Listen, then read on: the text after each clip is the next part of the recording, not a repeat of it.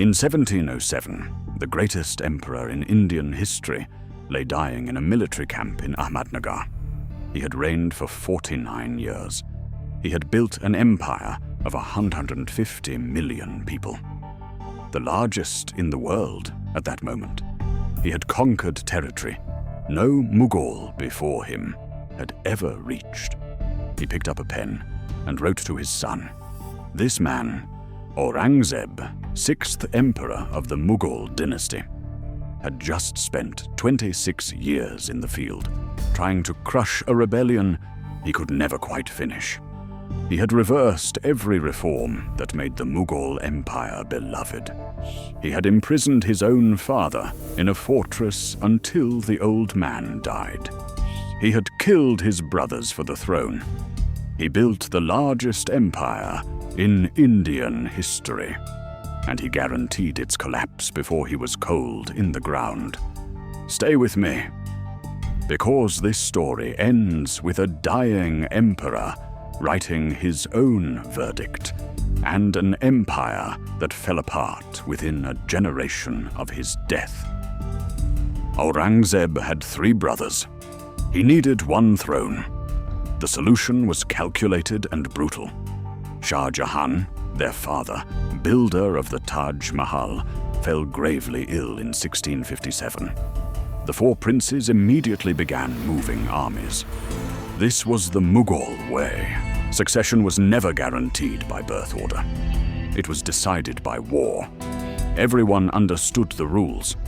Whoever won the throne was emperor. Whoever lost was dead. Aurangzeb was not the eldest. He was not the most cultured. His elder brother Dara Shikoh was the heir apparent, educated, philosophically sophisticated, beloved by their father. He translated the Upanishads into Persian and argued for the unity of Hinduism and Islam. He was everything the Mughal court admired. Aurangzeb was something different. He was a soldier. He was patient. And he was willing to do what his brothers were not. He moved first against Murad, his youngest brother, forming an alliance, then quietly having him arrested and eventually executed. He drove his brother Shuja east into Bengal, then across the sea to the Arakan coast, where Shuja vanished entirely. Dara Shikoh, backed by their father and the resources of the imperial capital, was the final obstacle. At the Battle of Samugar in May 1658, Aurangzeb destroyed Dara's army just outside Agra. Dara fled west, was captured by a supposed ally, and was brought back to Delhi in chains, paraded through the city on a filthy elephant, barefoot, in rags, so the people of Delhi could see what happened to the pretender. He was tried for apostasy and executed. Shah Jahan had recovered from his illness. He was still alive. He was still, technically, the emperor. Aurangzeb solved this the way he solved everything, methodically. In 1658, Aurangzeb had his father confined to Agra fort. The old man was not mistreated. His wives remained with him. His chambers were furnished, his meals served. He was kept comfortable. He simply was not permitted to leave or to communicate with the outside world in any way that might threaten his son's rule. Shah Jahan lived like this for 8 years. He spent much of that time at the window of his chamber in the Musamman Burj, the octagonal tower overlooking the Yamuna River. From that window, across the water, he could see the white marble dome he had built as a monument to his dead wife.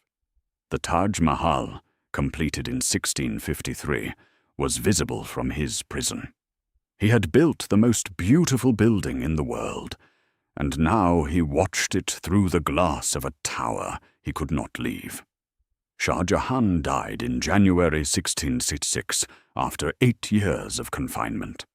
He was buried inside the Taj Mahal, beside the wife he had built it for. Aurangzeb attended the funeral. He did not appear to grieve in any visible way. To understand what Aurangzeb did next, you need to understand what he was undoing. 100 years before him, the third Mughal emperor, Akbar the Great, had built an empire on a radical idea that a Muslim dynasty ruling a Hindu-majority subcontinent could only survive through inclusion. Akbar abolished the jizya, the tax levied on non-Muslims. He married Hindu Rajput princesses and incorporated their families into the Mughal military command. He created a new syncretic religion, Din-e-Ilahi, blending Islamic, Hindu, Jain, and Zoroastrian ideas. His court became a place where Sanskrit scholars argued with Sufi mystics and Jesuit priests. Aurangzeb believed this was wrong. Not politically wrong, morally wrong.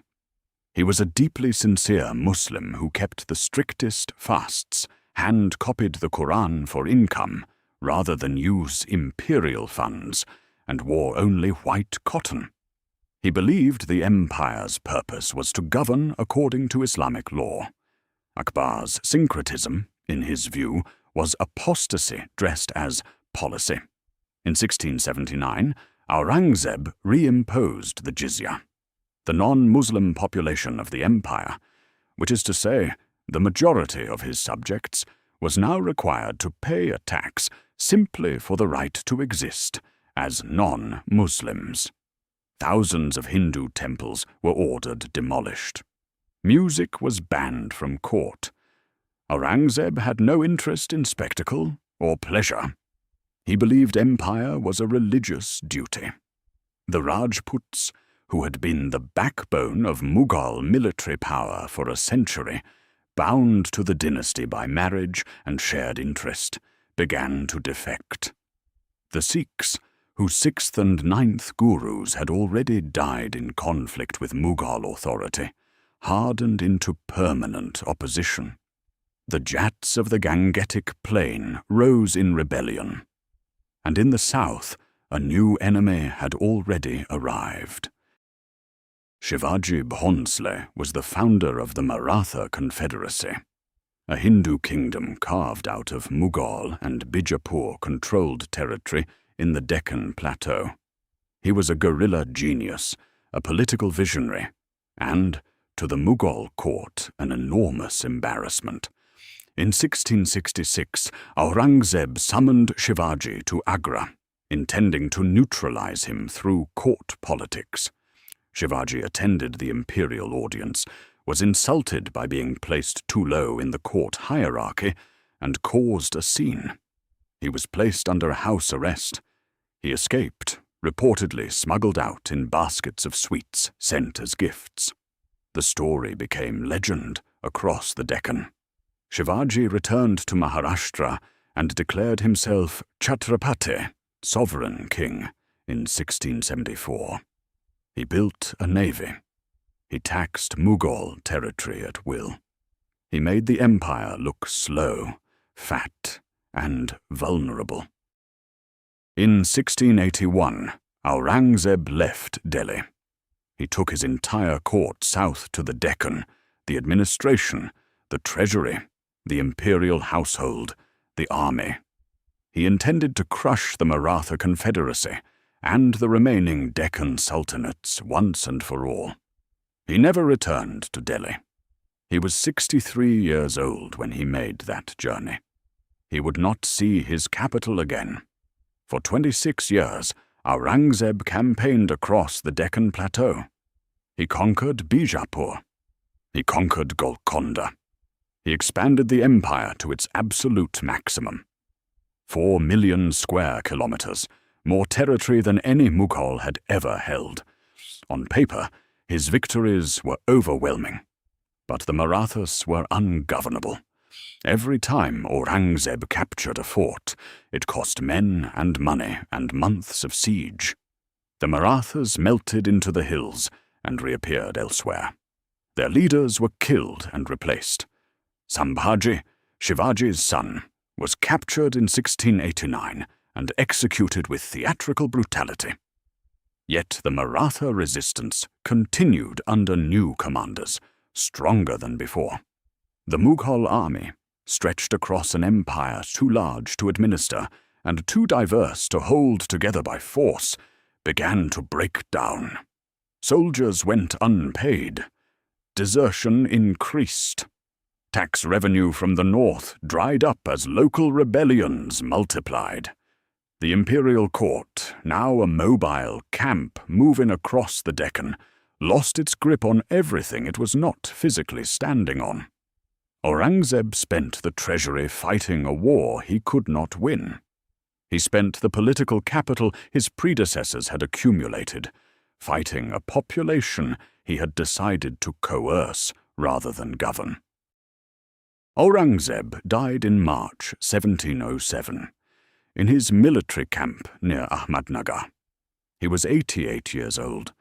He had ruled for 49 years.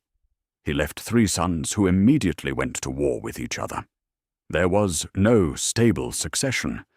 There was no institutional structure capable of holding together what Aurangzeb had held together by sheer force of will. There was no reservoir of goodwill among the Rajputs, the Marathas, the Sikhs, the Jats, or the merchants who had funded the empire's prosperity. Aurangzeb had understood this at the end. His deathbed letter to his son, Azam Shah, is one of the most extraordinary documents in Indian history. He wrote that he had come into the world alone and was going alone. He wrote that he had sinned terribly. He wrote that he did not know what punishment awaited him. He had not failed militarily. He had, arguably, been the most competent battlefield commander of his dynasty. He had not failed economically. The empire's revenues at their peak under his rule were enormous. He had failed at the one thing Akbar had understood instinctively, that an empire is not a territory. It is a relationship. And Aurangzeb had spent 49 years destroying that relationship, one policy at a time. Within 12 years of his death, the Mughal Empire had fractured into competing successor states. By 1739, a Persian emperor marched into Delhi and carried away the peacock throne. By 1757, British merchants had defeated a Mughal governor at Plassey and begun the process of replacing the empire entirely. The last Mughal emperor was exiled to Burma in 1858. The man who built the largest empire in Indian history left behind an empire that could not survive him. He knew it. That was what the letter meant.